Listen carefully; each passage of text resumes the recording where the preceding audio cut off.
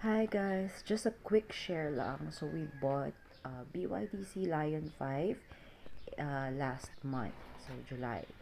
So it's an Arctic White and we decided to get this because we just installed solar panels sa bahay. Kaya I think it's only practical that we will utilize it and have an electric car.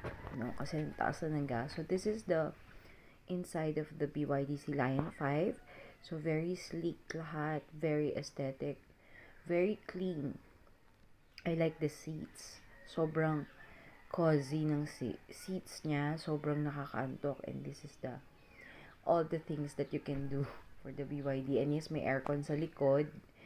This is actually 5-seater. Pero, ang tawag dito, pero pag may, pwede na rin 6 kung maliliit lang naman yung mga katawan ng sasakay sa likod. And this is the trunk. The trunk is very spacious and underneath this is dito nakalagay yung mga tools. Actually, the only lang ng BYD ng Silayan, wala siya spare tire.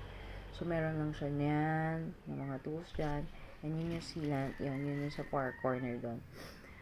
I don't know still how to use it, pero hindi ko kailangan gamitin. This is, by the way, the portable charger. Yan. Di pa namin siya nagagamit kasi we also installed a portable wall charger. There you go. Yan. So, using this, we use this very wisely kasi nga naka-solar panel tayo.